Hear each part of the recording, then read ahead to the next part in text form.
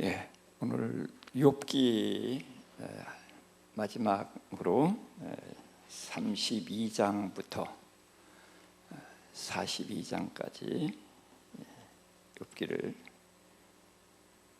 강의하도록 하겠습니다. 32장인데 1절부터 3절까지만 우리 같이 읽고 시작하겠습니다. 욥기 32장 1절부터 3절. 욥기 32장 1절부터 3절. 욥이 자신을 의인으로 여김으로 그 세 사람이 말을 그치니 람 족속 부스 사람 바라겔의 아들 엘리후가 화를 내니 그가 욥에게 화를 내면 욥이 하나님보다 자기가 의롭다 하며 또 세 친구에게 화를 내면 그들이 능히 대답하지 못하면서도 욥을 정죄함이라. 아멘. 자, 욥이 모든 소유와 자녀들이 없어졌고요. 그 다음에 머리부터 발끝까지 종기가 나서 고통스러워했는데 흔들리지 않은 욥에게 하나님은 세 친구를 보내서 그의 마음을 이렇게 찢었단 말이에요. 그래서 이제 욥이 자기 생일을 저주하면서부터 이제 논쟁이 벌어졌었는데, 욥도 하나님의 말씀을 근거로 이야기하고 친구들도 전부 하나님의 말씀을 근거로 하는 거예요. 그런데 친구들의 말씀이 다 맞아요. 다 맞는데 중요한 것은 그 말씀이 욥에게는 해당이 안 된다는 거죠. 그러다 보니까 이제 논쟁이 길어졌었고, 그러는 중에 욥은 친구들에게 죄인 취급 당하는 이유가 뭐예요? 죄 없는 나를 하나님이 이런 고난 가운데 빠뜨리니까 내 고난을 보고 친구들이 나를 죄인 취급을 하는 거란 말이에요. 그러니까 나를 죄인 취급 당하게 하신 분이 누구예요? 하나님. 그러니까 그 하나님이 내 보증이 돼야 되는데 그 하나님이 나를 죄인 취급 만들어 받게 했기 때문에 그 하나님만을 의지할 수가 없는 상황에 처했죠. 그런 이제 곤경에 처하다 보니까 하나님과 나 사이에 누가 있었으면 좋겠다? 재판관이 있었으면 좋겠다. 그래서 재판은 뭐예요? 누가 옳고 누가 그르다는 걸 이야기하는 건데, 욥이 그 얘기를 했을 때는 내가 옳다는 것, 내가 죄 없다는 것을 입증하려고 한 말인데, 그렇죠? 그러니까 내가 죄가 없다는 것이 입증하려다 보니까 누가 문제가 있어요? 하나님이 문제가 있는 것이 되죠. 이제 그런 복잡한 상황을 거치면서 논쟁이 있었고, 어쨌든 세 친구들은 욥이 끝까지 자기 결백을 주장하니까 더 이상 말로 해서 안 되니까 그냥 손을 들고 이제 멈춘 거죠. 그랬더니 이제 엘리후라는 청년이 나서서 이제 이야기를 하는데, 욥에게 뭘 얘기했어요? 자기를 의인으로 여긴다. 근데 이제 그 어떤 학자들은 엘리후가 정답을 이야기했다, 그렇게 이야기를 해요. 근데 그렇게 이야기해서 틀릴 거는 없어요. 근데 문제는 엘리후가 정답을 얘기했으면 하나님이 나타나실 필요가 있어요, 없어요? 없어요. 그러니까 엘리후도 하나님의 말씀을 이야기했어요. 그리고 그 하나님의 말씀은 맞아요. 그런데 문제는 그것이 욥에게는 해당이 안 된다. 똑같은 거거든요. 그래서 욥에게 화를 내서 이제 그 논쟁이 벌어지게 되는데요. 자, 욥기 이제 마지막입니다. 그래서 욥이 의인으로 여기면서 하나님보다 자기가 의롭다 했다는 거예요. 근데 욥이 하고 싶은 말은 그건 아니거든. 하나님보다 의롭다고 하려고 한 게 아니라 내가 의롭다는 것을 보증해 주실 분이 하나님인데, 그 보증해 주실 분이 나를 죄인 취급 받게 했기 때문에 누군가가 내 의롭다는 걸 인정해 줄 분이 필요했단 말이에요. 그래서 얘기하다 보니까 하나님보다 내가 의롭다고 한 것이 된 거죠.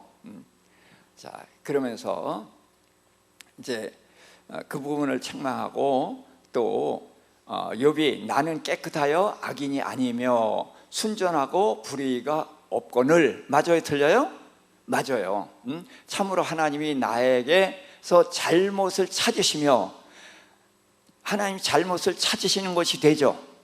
그리고 나를 자기의 원수로 여기사 내 발을 착고에 채우시고 나의 모든 길을 감시하신다. 이제 그런 뜻의 이야기를 했단 말이에요. 그랬기 때문에 이제 욥이 잘못됐다. 그래서 이제 욥에 대한 문제를 지적을 하려고 합니다.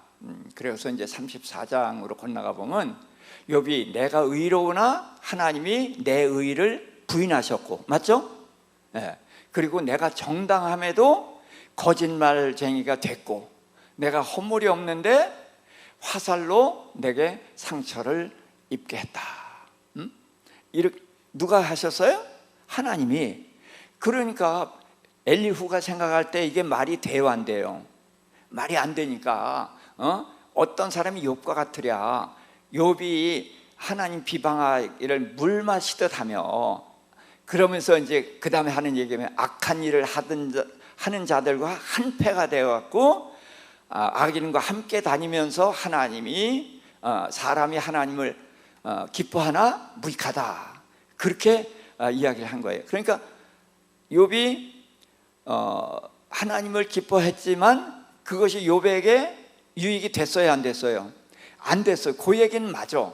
그런데 거기다 뭐라고 했어요? 악한 일을 하는 자들과 한패가 됐다. 이렇게 이야기를 하게 되는 거죠. 그렇기 때문에 역시 세 친구와 마찬가지로 욥은 죄인이다. 그 얘기를 하는 거예요.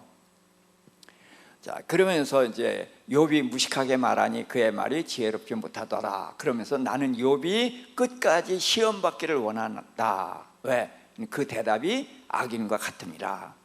그러니까 그는 말씀을 기준으로 하지만 여기에는 욥이 해당이 안 된다는 것을 역시 못 찾는 거죠. 그러니까 똑같은 말을 반복해서 하는 것입니다. 그러면서 이제 34장으로 건너가면은 그대가 하나님께 내가 죄를 지었사오니 다시는 범죄하지 아니하겠나이다. 내가 깨닫지 못한 것을 가르치소서. 내가 악을 행하였사오나 다시는 아니하겠나이다. 그렇게 우리가 죄인이면 이렇게 해야 되는 거죠. 근데 너 그렇게 했어, 안 했어? 안 했어. 그러니까 넌 죄인이다, 그 얘기예요. 근데 욥은 이렇게 할 일이 있어요, 없어요? 없죠. 그래서 이제 그대가 거절한다고 하나님께서 그대의 뜻대로 하시겠느냐, 이제 그러면서 이제 욥이 무식하게 말하니 그 말이 지혜롭지 못하다. 그래서 나는 욥이 끝까지 시험 받기를 원한다. 왜? 그 대답이 악인과 같음이라. 그래서 이제 여전히 다른 친구와 똑같은 그런 패턴으로 이야기를 합니다. 자, 35장에 보니까 그대는 그것이 내게 무슨 소용이 있으며 범죄하지 않은 것이 내게 무슨 유익이 있겠느냐 하고 묻지만은 이 말을 했죠. 네. 그렇지만 하물며 말하기를 또 하나님은 배울 수도 없고 이래 판단하시면 그 앞에 있으니 나는 그들을 기다릴 뿐이라. 이렇게 말을 했단 말이에요. 그런데 네가 죄를 저질러 놓고 곧다이로 말을 해서 되겠느냐, 이제 그렇게 공격을 하는 거죠. 그러나 지금은 그가 진노하심으로 벌을 주지 아니하셨고 악행을 끝까지 살피지 아니하셨으므로 욥이 헛되이 입을 열어 지식 없는 말을 많이 하는구나. 이제 이렇게 해서 욥을 이제 비난을 합니다. 자, 그래서 이제 엘리후 이야기는 그냥 간단하게 지나가겠어요. 이제 하나님이 등장을 하십니다. 욥기가 몇 장까지 있죠? 42장까지.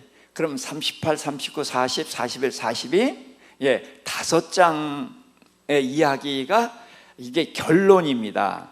그래서 1절부터 7절 우리 찾아서 여기 그냥 그대로 읽으십시다.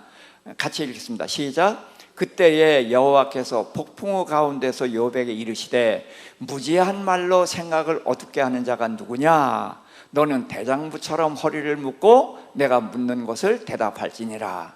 내가 땅에 기초를 놓을 때에 내가 어디에 있었느냐? 내가 깨달아 알았거든 말할지니라. 누가 그것들의 도량형을 정하였는지, 누가 그 줄을 그것의 위에 띄었는지 내가 아느냐? 그 주추는 무엇 위에 세웠으며 그 모퉁이 돌은 누가 놓았느냐? 그때에 새벽별들이 기뻐 노래하며 하나님의 아들이 다 기뻐 소리를 질렀느니라. 지금 무슨 얘기 하셔요? 내가 천지 창조할 때 너 그거 아느냐? 이렇게 물으시는 거예요. 자, 지금 욥이 친구들하고 논쟁한 게 뭐 천지 창조 이야기예요? 전혀 아니에요.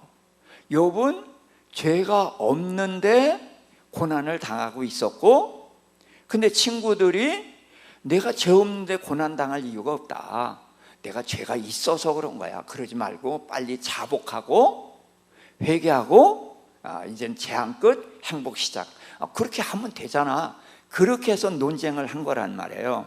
그렇지만 욥은 죄가 없기 때문에 나는 죄가 없다는 얘기를 계속 했었는데, 하나님은 거기에서 누가 옳고 그러다, 너희 뭐가 부족하다, 이런 얘기 전혀 아니라 그야말로 동문서답이죠. 그렇죠? 이제까지 논쟁하는 것은 죄가 있다 없다, 뭐가 문제냐, 이런 것들을 이야기했었는데 하나님은 전혀 다른 이야기를 하셔요. 그러면서 무지한 말로 생각을 어둡게 하는 자가 누구냐. 그러니까 무지한 말을 하는 자가 누구예요? 지금 욥을 두고 하나님 그렇게 말씀을 하시는 거예요. 그러면서 너 대장부처럼 허리를 묶고 대답해봐. 그러면서 내가 땅을 창조하고 그거를 이제 주춧돌을 놓고 뭐 어떻게 하고 이제 집 짓는 것처럼 땅을 창조한 이야기를 하시는 거예요. 그러면서 너가 뭘 아느냐? 그렇게 물으십니다. 대답할 말이 있어요, 없어요? 전혀 없죠. 그런데 그때의 새벽별들이 기뻐 노래하며 하나님의 아들들이 다 기뻐 소리를 질렀다. 하나님의 아들들이 누구죠? 예? 천사들이에요. 천사들. 그 새벽별들도 그런 하나님이 지으신 그런 피조물들이거나 아니면은 천사들을 말하는 것이다라고 봐요. 그때는 사람이 있었을까요? 없었을까요? 없었으니까요. 그렇죠? 네. 그렇게 해서 이제 하나님이 이제 말씀을 시작을 하셔요. 그러니까 욥과 친구들이 논쟁하고 하는 전혀 다른 내가 천지를 창조했다. 그러면서 너 뭐 아는 게 있느냐? 이렇게 물으신다는 거예요. 그렇지만 이 천지를 창조한 것을 천사들이 기뻐하고 소리 지르고 탄성을 지르고 그렇게 했었다. 그러니까 아무도 모르는 건 아니라는 거죠. 자, 그러면서 하나님 이야기가 뭐냐면 지금 땅을 지은 이야기 하셨죠? 8절에는 바다를 지으신 이야기를 하셔요. 그 다음에 12절에는 아침과 새벽, 그 빛들에 대한 이야기를 하십니다. 자, 18절 거기 좀 읽어볼까요? 땅의 너비를 내가 측량할 수 있느냐? 내가 그 모든 것들을 다 알았거든 말할지니라. 어느 것이 광명이 있는 곳으로 가는 길이냐? 어느 것이 흑암으로 있는 곳으로 가는 길이냐? 자, 내가 아마도 알았으리라. 내가 그때에 태어났으니 너의 횟수가 많음이니라. 자, 욥이 친구들하고 논쟁하면서 내가 나이 많다고 했죠. 그래, 너 나이 많지? 그러니까 너 알 거야. 그렇게 말씀을 하셔요. 자, 그러면서 22절에 보니까 내가 눈 곳간에 들어갔었느냐? 우박 창고를 보았느냐? 자, 그러니까 욥과 친구들이 논쟁하고 한 거와는 전혀 다른 하나님이 이 천지를 창조했다.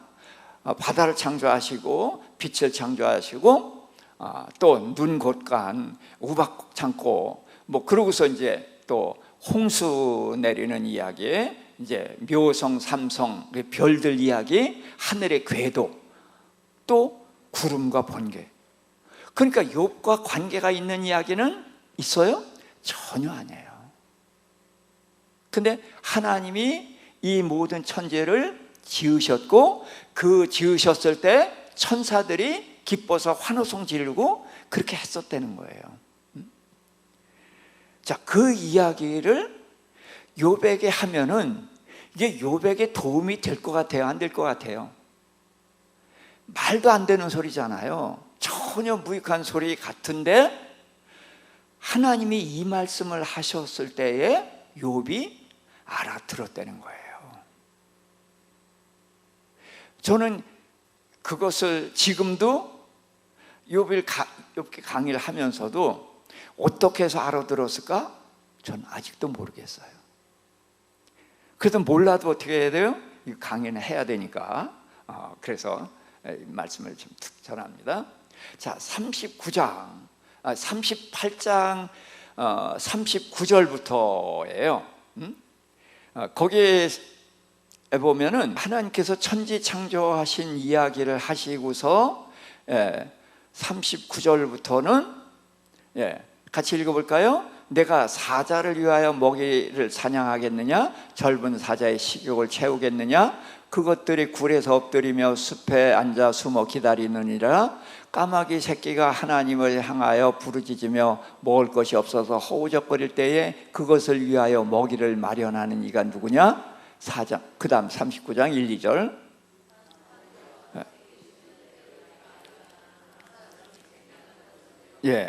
그것이 몇 달 만에 만삭되는지 아느냐? 그 나을 때를 아느냐? 자, 하나님이 지금 무슨 이야기를 하셔요? 갑자기 생명체 이야기를 하셔요. 그리고 생명체도 사람하고 친근한 이런 동물들이 아니라 사자, 까마귀, 또 산염소, 암사슴, 뭐 이런 것들 이야기를 하시거든요.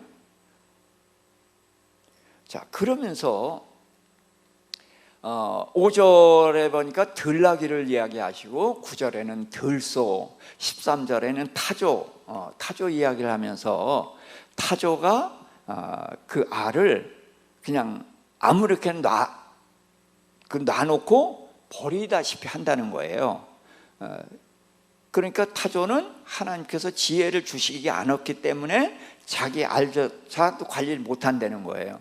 그런데 그렇게 하나님께서 지혜를 안 줘서 돌보지 않아도 그것이 부화돼서 새끼가 나오고, 또 타조는 그렇게 어리석은 것 같지만 달리기를 하면은 말도 못 따라올 정도로 잘 달린다는 거예요. 자, 그러면서 이제 말이 전쟁에 들어가서 뭐 전혀 두려움 없이 달리는 그런 말, 매. 자, 그러고서 이제 27절부터 30절, 거기도 같이 읽어볼까요? 39장 27절부터. 독수리가 공중에 떠서 높은 곳에 보금자리를 만드는 것이 어찌 내 명령을 따름이냐? 그것이 낭떠러지에 집을 지으며 뾰족한 바위 끝에나 험준한 데 살며 거기서 먹이를 살피나니 그 눈이 멀리 보며 그 새끼들도 피를 빠나니 시체가 있는 곳에는 독수리가 있느니라. 아멘. 자, 독수리 이야기를 하셔요. 그런데 지금 시체가 있는 곳엔 독수리가 있느니라, 어디서 본 기억이 나죠? 예수님이 하신 말씀 중에 이 말씀을 인용을 하셨어요. 그래서 하나님께서는 지금 이 자연 세계에 있는 사람 가축이나 이런 거하고 다른 그런 거친 동물들을 쭉 설명을 하시는 거예요. 자, 그리고 이제 40장입니다.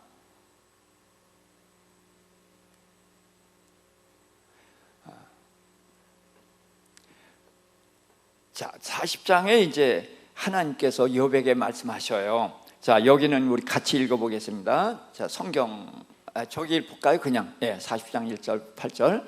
트집 잡는 자가 전능자와 다투겠느냐? 자, 욥입니다. 비천한 내가 무엇이라 대답하리이까? 손으로 입을 가릴 뿐이니이다. 내가 한 번 말하였으나 다시는 대답하지 않겠나이다. 예, 하나님께서 욥에게 뭐라고 불렀어요? 트집 잡는 자다. 예? 아까는 뭐라고 그랬어요? 어리석은 자라고 그랬죠? 그러고서 여기서는 트집 잡는 자다. 자, 욥은 사실은 트집 잡은 게 아니죠. 내가 죄가 없는데 죄인이라고 하다 보니까 내가 죄가 없다는 것을 밝혀야 되잖아요. 그런데 내가 죄 없다는 것을 누구만 알아요? 하나님만 아셔. 그런데 그 하나님이 그걸 밝혀주시는 것이 아니라 그걸 안 밝혀주시니까 친구들이 다 나를 죄인으로 공격을 하잖아요. 엘리후도 결국 똑같이 공격을 한단 말이에요. 그러니까 내 결백을 입증하는 방법이 없잖아요. 그래서 유일하게 하나님이 내 결백을 입증해 주실 분인데 오히려 그분 때문에 내 결백이 아니라 내가 오해를 당하고 공격을 받으니까 누군가를 찾다 보니까 이렇게 이제 재판관 얘기를 하게 됐단 말이에요. 그것을 하나님은 뭐라고 하신다? 트집 잡는 자다, 이렇게 말씀하셔요. 그러면서 당신 자신을 뭐라고 말씀하셔요? 전능자다.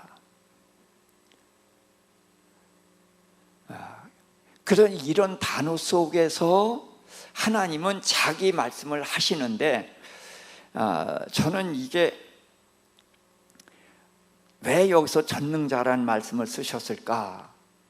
그것은 하나님이 모든 것을 할 수 있다는 말씀이심과 아울러 내가 하는 모든 일은 다 선하다, 그런 의미로 하신 말씀이 아닌가, 그런 생각이 듭니다.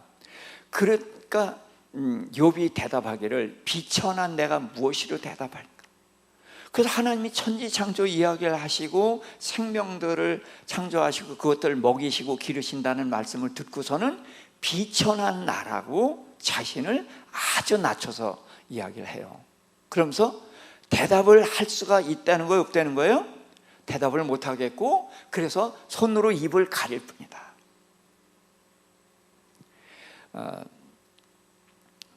그 이사야서 53장은 예수님의 십자가 이야기거든요. 근데 52장에 보면은 이제 그런 말이 나와요. 모든 왕들이 입을 가린다.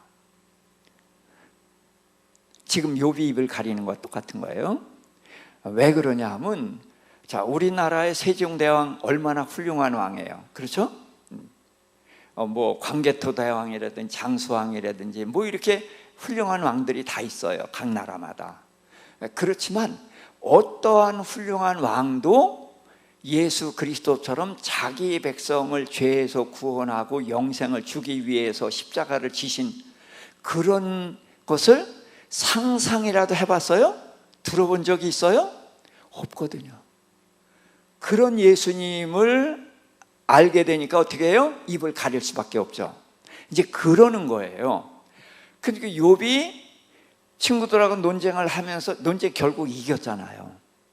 그렇지만 하나님이 내가 천지를 창조하고 모든 생명체를 만들고 그것에 먹이를 주고 내가 그것들 기른다 라는 그 말씀을 듣고서 욥은 자신을 아주 비천한 존재로 인정을 하고 감히 하나님 앞에 한마디도 말을 할 수 없다고 그렇게 말하는 거예요. 다시는 하나님 말씀하셔도 대답도 안 하겠습니다.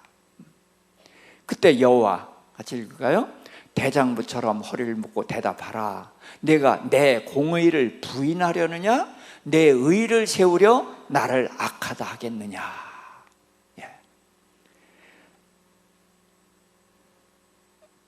그러니까 하나님께서 욥을 고난에 빠뜨리고 친구들이 등장을 안 했으면 이런 논쟁거리가 전혀 안 나오죠.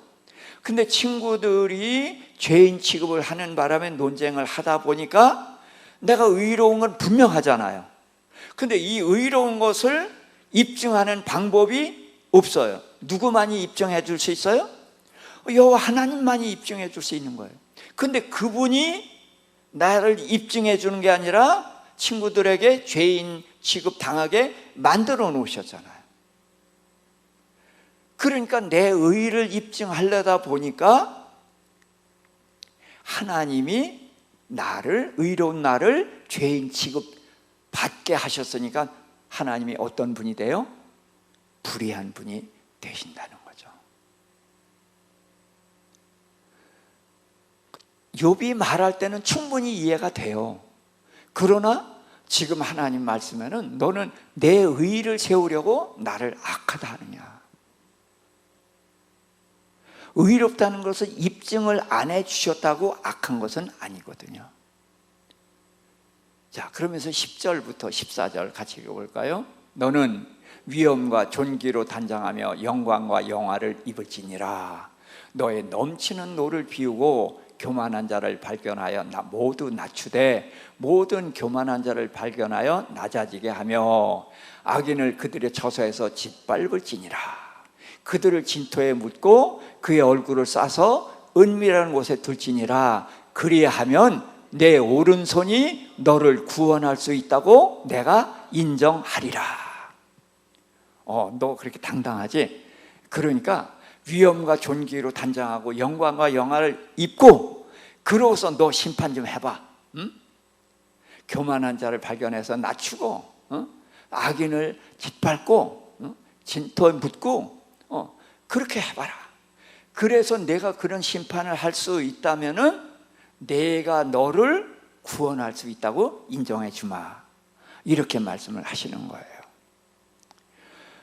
그러니까 욥은 이런 생각은 전혀 하지 않았지만 욥은 내가 의롭다는 것을 이야기하다 보니까 마치 내가 이렇게 교만한 자를 낮추고 악인들을 심판할 수 있는 것 같이 네가 착각한 거 아니냐, 거기까지 올라간 거 아니냐, 그렇게 말씀을 하시는 것 같아요.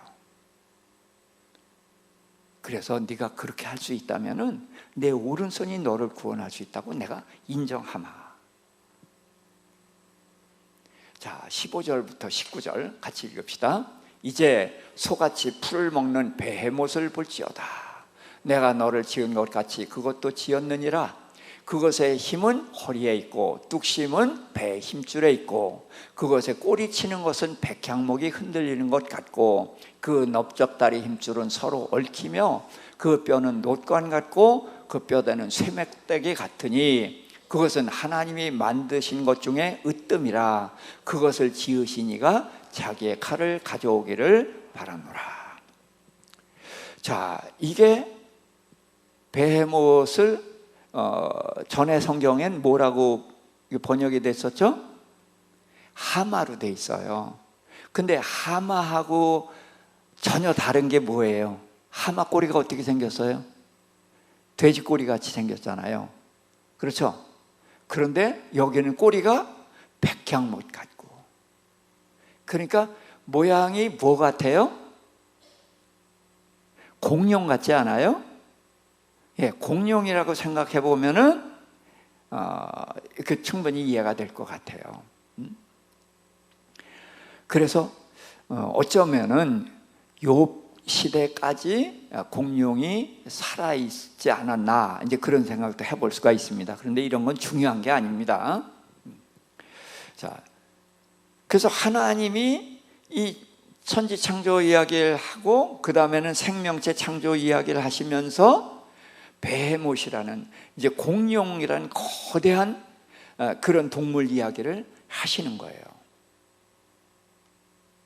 자, 41장 1, 2절. 내가 낚시로 리오야단을 끌어낼 수 있겠느냐? 노끈으로 그 혀를 맬 수 있겠느냐? 너는 밧줄로 그 코를 꿰 수 있겠느냐? 갈고리로 그 아마귀를 꿰 수 있겠느냐? 자, 여기에서 리오야단은 이제 일반적으로 다 악어라고 이렇게 봅니다.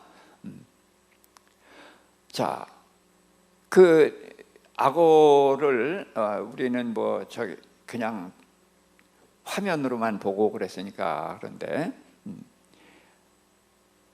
이 당시에는 대단한 위력을 가진 존재로 바뀌었죠. 자, 11절 12절 읽습니다.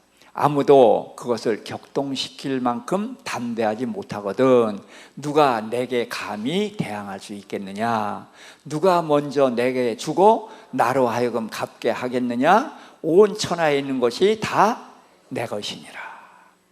자, 하나님이 만든 공룡, 하나님이 만드신 악어, 그것도 너희가 감당을 못하는데 너희가 할 수 있는 게 뭐냐 그거야. 누가 감히 내게 대항하겠냐? 지금 누가 하나님께 대항하고 있어요? 욥이 그랬단 말이에요. 그러면서 그 다음에 하신 말, 누가 먼저 내게 주고 나로 하여금 갚게 하겠느냐? 자, 우리는 하나님 앞에 따지고 그러신 적 있어요, 없어요? 네?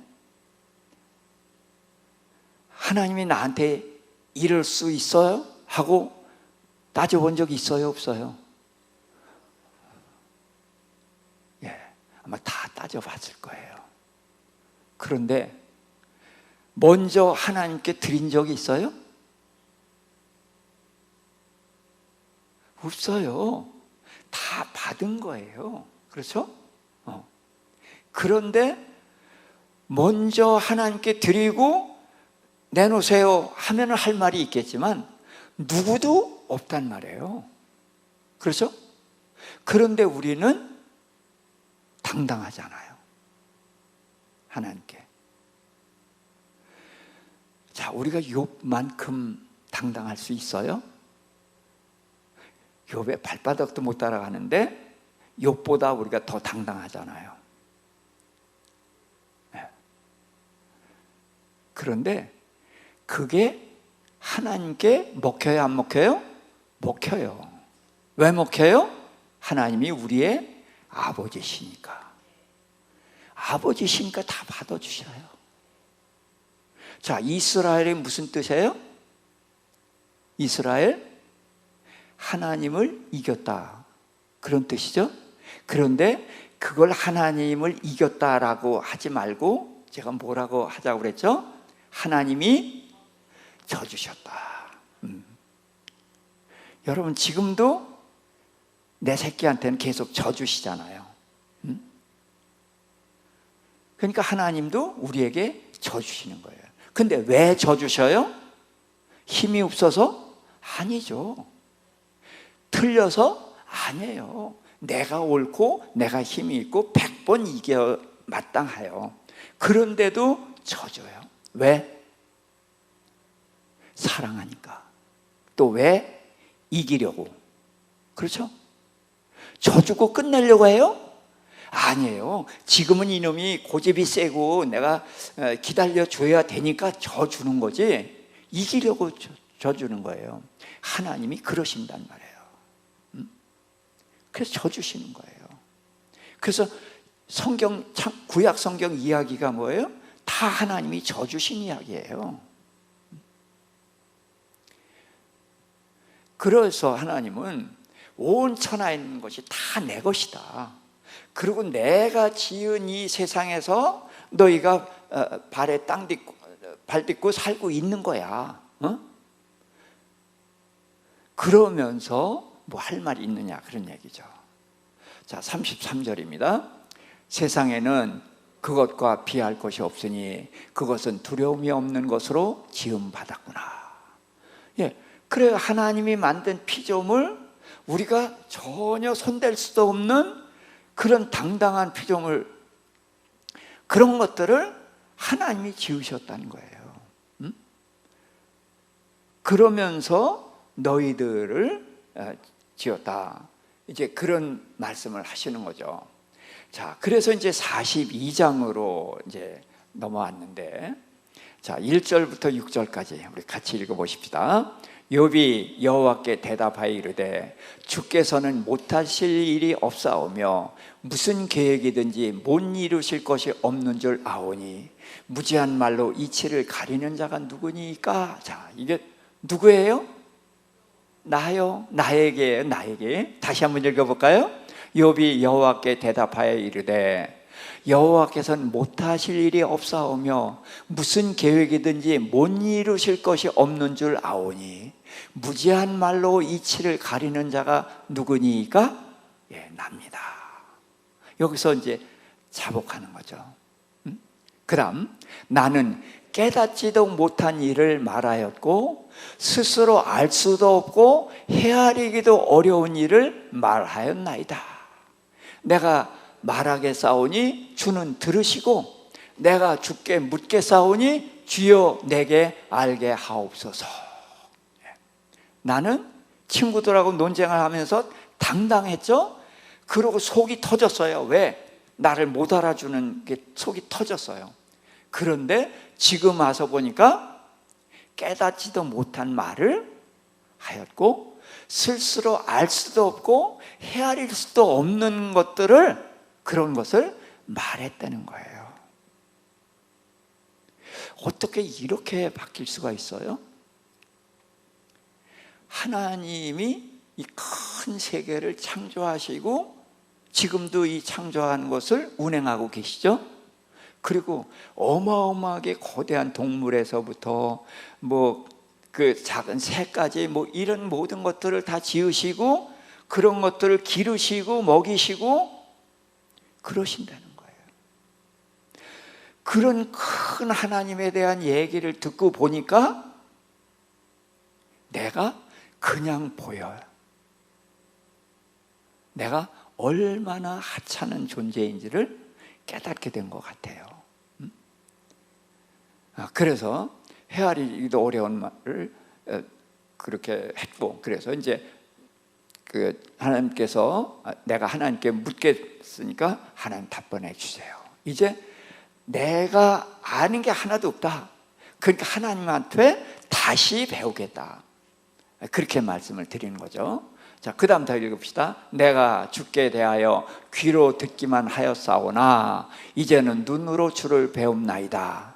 그러므로 내가 스스로 거두어드리고 티끌과 재 가운데에서 회개하나이다. 자, 회개하는 얘기가 나왔어요. 그러니까 욥은 죄인이었는데 이제서야 죄를 깨닫고 회개했다. 이렇게 이야기를 하면 안 됩니다.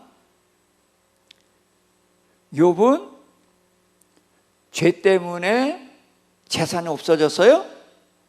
죄 때문에 10남매 죽었어요?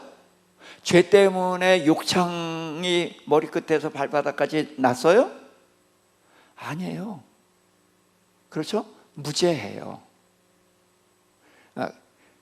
그거를 죄가 있다, 의인 없나니 하나도 없다는 것, 그걸 갖다 대서 욥이 죄인이었는데 이제 깨닫고 회개했다 그러면은 욥기가 무슨 책인지 모르게 되는 거예요. 이제는 무슨 얘기인지 아시죠? 예. 욥이 죄가 없기 때문에 이 논쟁이 온 거고, 그래서 죄가 없어서 여기까지 왔는데 지금 회개하는데 어떻게 회개해요? 재 가운데, 티끌과 재 가운데 앉아서 티끌을 날리면서 완전히 철저하게 회개한다는 거예요. 스스로 거두어드리고. 자, 이것은 그 욥이 죄를 졌는데 그걸 모르고 있다가 했다는 것보다는 그런 기준이 아닌 거예요. 하나님이 천지창조하고 모든 생명체를 지으시고 다스리고 먹이시고 이런 말씀을 듣고 보니까 내가 이야기한 것이 마치 뭐하고 같으냐, 아이들이 마당에서 그 땅 뺏기 하고 뭐하고 그런 것 같아요. 구슬치기 하고. 자, 그랬을 때 거기서 그것 때문에 싸우기도 하고 뭐하고 하죠. 그런데 이제 엄마가 애들 들어와서 밥 먹어라 그러면 어떻게 다 놓고 가죠. 그럼 그게 그 이튿날 다시 유효해요? 전혀 아니죠. 그냥 끝난 거예요. 욥이 이런 깨달음이 아니었을까? 옳고 그런 것에 대해서 논쟁을 했었는데 하나님의 큰 세계를 말씀하시는 걸 들으니까 내가 한 것이 정말 아무것도 아닌 하찮은 걸 가지고서 그랬구나, 그거를 깨달았다, 그렇게 저는 생각을 해봅니다. 그래서 이제 귀로 듣던 하나님을 눈으로 보나이다, 이제 그랬는데, 자 7절부터 9절입니다. 여호와께서 대만 사람 엘리바스에게 이르되 내가 너와 내 두 친구에게 노하노니 이는 너희가 나를 가리켜 말한 것이 내 종 욥의 말같이 옳지 못함이라. 그런즉 너희는 숫소 7과 순양 7을 가지고 내 종 욥에게 가서 너희를 위하여 번제를 드리라. 내 종 욥이 너희를 위하여 기도할 것인즉 내가 기쁘게 받으리니 너희가 우매한 만큼 너희에게 갚지 아니하리라. 이는 너희가 나를 가리켜 말한 것이 내 종 욥의 말처럼 옳지 못함이라. 이에 대만 사람 엘리바스와 수아 사람 빌닷과 나아만 사람 소발이 가서 여호와께서 자기들에게 명령하신 대로 행하니라. 여호와께서 욥을 기쁘게 받으셨더라. 자, 하나님께서 욥을 뭐라고 부르셔요? 내 종 욥이라는 칭호로 그렇게 부르셔요. 내 종 욥, 내 종 욥, 내 종 욥. 그러면서 내 종 욥의 말같이 너희가 한 말이 옳지 않았다. 그 다음에 내 종 욥이 너희를 위해서 기도할 것이다. 그러면서 하나님께서 욥을 굉장히 아끼는 표현을 이렇게 쓰십니다. 자, 그래서 친구들이 이제 재물을 가져오고, 그래서 욥이 친구들을 위해서 기도를 합니다. 그러면은 왜 하나님께서는 욥에게 친구들을 기도하게 했을까요? 그리고 기도했을 때에 여호와께서 욥을 기쁘게 받으셨더라 그랬거든요.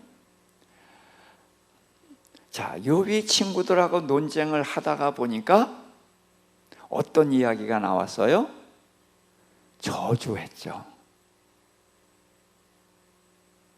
자, 친구들이 저주하려고 왔어요? 아니에요. 위로하려고 왔어요. 그러니까 욥이 위로하러 온 친구들이 고마웠었죠. 그게 친구였어요. 그런데 욥을 위해서 일주일 동안 금식하면서 기도해도 전혀 달라지는 게 없으니까 친구들이 알았어, 너 죄인이지, 그렇게 하면서부터 논쟁이 되고, 그러다 보니까 친구가 원수가 돼서 저주까지 하는 사이가 됐었단 말이에요.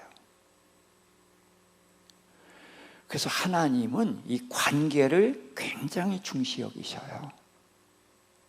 그래서 욥으로 하여금 친구들을 위해서 기도를 하게 하고, 기도를 했을 때에 하나님이 욥을 기쁘게 받으신다. 그래서 하나님은 친구들하고 관계를 회복을 하십니다. 자, 10절입니다. 같이 읽읍시다. 욥이 친구들을 위하여 기도할 때에 여호와께서 욥의 곤경을 돌이키시고 이전 모든 소유보다 갑절이나 주신지라. 아멘. 그래서 욥이 친구들을 위해서 기도한 후에야 하나님이 무언가를 주셔요. 기도한 후에. 그만큼 하나님은 욥의 기도를 중히 여기시고 그것을 받으신다는 거죠. 그래서 곤경을 돌이키시고 이제 소유보다 갑절을 주셨어요. 그래서 더 읽어보십시다. 이에 형제 자매와 이전에 알던 이들이 다 와서 그와 함께 음식을 먹고 여호와께서 내리신 모든 재앙에 관하여 슬퍼하며 위로하고 각각 퀘시타 하나씩과 금고리 하나씩을 주었더라. 그래서 자, 형제 친구들 심지어 종까지도 주인을 멸시하고 그랬었잖아요. 그래서 모든 관계가 다 깨졌었어요. 그런데 지금 뭐 하셔요? 관계를 회복시키셔요. 하나님께서 중히 여기시는 건 관계입니다. 그래서 관계를 다 회복시키고 그들이 욥의 재앙을 같이 슬퍼해주고 그러면서 이제 예물을 하나씩 주어서 위로를 합니다. 그 다음에 여호와께서 욥의 말년에 처음보다 더 복을 주시니 그가 양 14,000마리와 낙타 6,000과 소 1,000겨리와 암나귀 1,000을 두었고 또 아들 7과 딸 3을 두었으며 딸은 여미마, 그시야, 게렌 합북이라 이름하였으니 욥의 딸처럼 아름다운 여자가 없었더라. 아멘. 자, 욥의 재산이 욥기 1장에 양이 몇 마리였죠?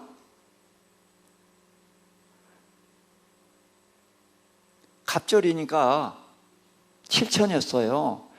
그래서 7,000마리가 14,000마리가 되고 낙타 3,000이 6,000이 되고 그 소는 500겨리가 1,000겨리가 되고 이제 이렇게 갑절이 된 거예요. 그래서 하나님께서 복을 어떻게 주셨다? 갑절 주셨다. 그렇죠? 네.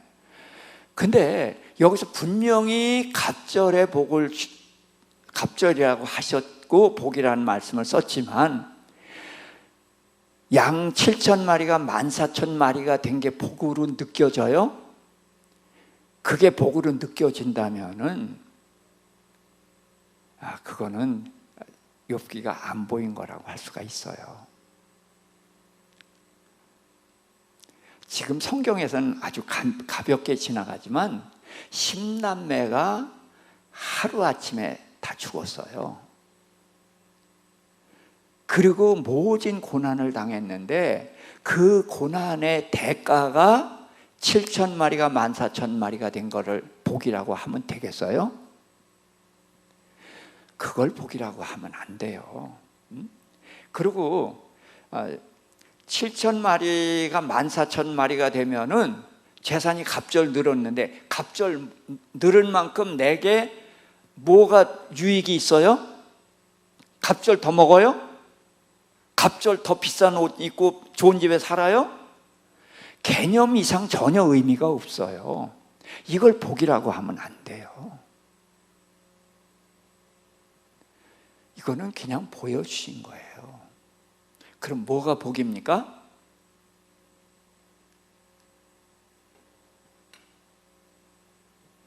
자, 거기 읽어볼까요? 내가 주께 대하여 귀로 듣기만 하였사오나 이제는 눈으로 주를 배움나이다. 전 이게 복이라고 하는 거예요. 이걸 한자 수거로 하면 뭐죠? 백문이 불여일견이다. 이게 그 말씀이잖아요. 귀로 듣던 하나님을 이제 눈으로 봐요. 그러면 몇 배 보는 거예요? 100배요. 100배. 100번 듣는 것보다 한 번 보는 게 더 낫다는 얘기 아니에요. 그러니까 욥에게 복이 뭐예요? 하나님을 아는 게 복이에요. 하나님을 아는 게 복이고 그것이 귀로 듣던 하나님을 눈으로 본다. 하나님이 눈에 보여요? 안 보이죠. 그러나 이 모진 고난을 겪고 친구들에게 공격을 당하고 그러다 보니까 이제 속이 터지니까 저주도 하고 막 좀 심하게 나갔었잖아요. 그러다가 하나님의 그 어마어마한 큰 이야기를 듣고 나니까 내가 얼마나 비천한 존재인지를 깨닫게 된 거란 말이에요. 그래서 내가 스스로 거두어드리고 내가 이제까지 했던 말 사실 전혀 문제가 없는 말들이에요. 그럼에도 불구하고 그걸 다 거두어드리고 책 가운데 앉아서 회개하나이다. 왜? 하나님을 알고 보니까. 그래서 그동안에 당한 고난이라든지 뭐라든지 이런 것들이 전부가 아무것도 아닌 것 같이 그렇게 될 수 있었다는 것이죠. 그리고 이제 딸 이름이 나옵니다. 성경에서 여자는 대개가 숫자로도 안 따지잖아요. 오병이어의 떡과 생선 먹은 사람 몇 사람? 몇 사람? 5,000명. 근데 누구만? 여자 빼고 애 빼고 남자 장정만. 그게 신약 성경도 그랬어요. 여자는 숫자로도 안 들어가요. 그런데 여기서는 딸 셋의 이름이 나와요. 근데 그 이름이 아주 좋은 그런 이름들을 주셨고 그 딸들에게 이제 기업도 줍니다. 그래서 이제 그 역대하서에 아니구나 저기 여호수아서네요. 여호수아 때에 땅 분배를 하는데 슬로보앗이라는 사람이 아들이 없이 딸만 낳고 죽었어. 그러니까 기업을 누구한테만 줘요? 아들한테만 줘. 그랬더니 슬로보앗의 딸들이 손들고 나온 거예요. 자, 우리 아버지는 이제 애굽에서 나왔으니까 살았겠어요? 죽었겠어요? 예, 애굽에서 나온 사람은 여호수아 갈렙 빼고 다 죽었잖아요. 그러니까 우리 아버지도 자기 죄로 돌아가셨다. 그렇지만 특별히 잘못한 거 없다는 거죠. 근데 왜 우리 아버지 기업을 안 주십니까? 그 딸들이 항의를 한 거예요. 그랬더니 모세가 하나님께 묻죠. 그랬더니 하나님께서 그 딸들의 말이 옳다. 그래서 그들에게 기업을 줘라. 그래서 딸들의 이름이 3번인가 나와요, 성경에. 그래서 성경은 여자들을 무시하고 저는 바울도 교회에서 잠잠해 이렇게 말씀을 하고 그랬음에도 불구하고 성경은 여자들을 아끼고 귀하게 다루셔요. 그래서 그 딸들의 이름이 나오고 그 딸들 때문에 이제 나중에 또 다른 법도 나오고 이제 그렇게 되는데, 여기에서도 딸들의 이름을 줬다는 것이 이것이 욥에게 하나님의 이런 각별한 배려를 이렇게 말씀하신 것이 아니냐, 그런 생각을 해봅니다. 그래서 욥은 그 모든 수모를 당하고 친구들로부터 공격을 받고 그런 과정이 있은 후에 하나님이 나타나셔서 동문서답하듯이 천지를 지으셨고 모든 생명체를 지으시고 하나님이 그것을 지금도 다스리시고 먹이시고 한다. 그런데 그 말씀을 들은 욥이 깨달았어요. 그래서 저는 지금도 욥이 아니라서 어떻게 깨달았는지 정확하게 몰라요. 그렇지만 그 크신 하나님에 대한 말씀을 듣고서 깨달았는데, 그러면은 욥기 3장에서부터 하나님이 말씀하셨으면 욥이 깨달았을까요? 아니에요. 3장부터 31장까지 논쟁이 있었거든요. 그 논쟁이 있은 후에 하나님의 말씀이 먹혀 들어가는 거예요. 그러니까 욥은 어떻게 해서 귀로 듣던 하나님을 눈으로 보게 됐느냐? 우선 고난을 당했어요. 모든 소유가 없어졌고 10남매가 죽었고 욕창이 나서 기와장으로 긁어야 됐고 또 친구들의 공격을 받아서 마음이 다 찢어지고 그렇게 고통스러웠어요. 근데 이 고통스러운 과정을 거쳤기 때문에 하나님의 이 말씀이 들어갈 수가 있었다는 거죠. 그래서 우리는 평탄하게 사는 것을 복이라고 얘기하지만 우리는 이 땅에서 평탄하게 사는 것을 복이라고 한 뭐 그걸 아니라고 할 수도 없지만요, 우리가 다 그걸 바라니까. 그렇지만 그거보다는 이 세상에서 남이 겪지 않는 어려움을 겪은 사람들이 오히려 더 하나님을 깊이 알게 되죠. 그건 분명합니다. 그래서 부부가 화목하지 못하지만 예수를 믿으면 되게 화목해지잖아요. 근데 대개가 화목해지는데 죽을 때까지 화목하지 않은 부부가 있죠. 그 부인이 아무리 섬기고 별짓을 다 해도 남편이 변화되지 않아. 그러면 우리는 어떻게 봐요? 뭐가 문제가 있어. 그렇죠? 누가 너 신앙생활 잘못하는 거 아니야? 우리가 그렇게 본다는 거죠. 욥처럼. 그런데 물론 그런 경우도 있지만 최선을 다하는데도 불구하고 하나님이 바꿔주지 않는 경우가 있어요. 예. 가난해요. 찢어지게 가난해요. 그럼 예수 믿으면 되게 가난 면하잖아요. 7, 80%가 면하잖아요. 근데 면하지 못하는 경우는 되면 그냥 그럭저럭 사니까 그렇기도 하지만 열심히 살아도 면하지 못하는 경우가 많다는 거예요. 그럴 때에 하나님은 누굴 더 사랑하느냐? 그 고난 가운데 있는 사람을 사랑한다. 자, 예수님이 헌금계 옆에 있을 때에 부자들이 헌금을 넣죠. 그때 한 과부가 달랑 동전을 떨어뜨렸어요. 2렙돈. 그게 화폐 가치 중에 가장 작은 거. 그런 거예요. 근데 예수님 뭐라고 그랬어요? 가장 많이 넣었다. 그러면은 그 여인은 주님이 칭찬할 정도로 믿음이 좋죠. 그럼 믿음이 좋은 사람이면 가난하게 살아야 돼요? 벌써 부자가 됐어야 돼요? 네, 우리가 생각할 때 벌써 부자가 됐어야 돼. 근데 여전히 가난하고 동전 떨어뜨려 놓고서 부자가 됐을까요? 어쩌면 그 외에도 여전히 가난했을 거라는 거죠. 그런데 하나님은 그 안에 하나님으로 가득 차 있는 그 여인을 더 사랑하지 않을까.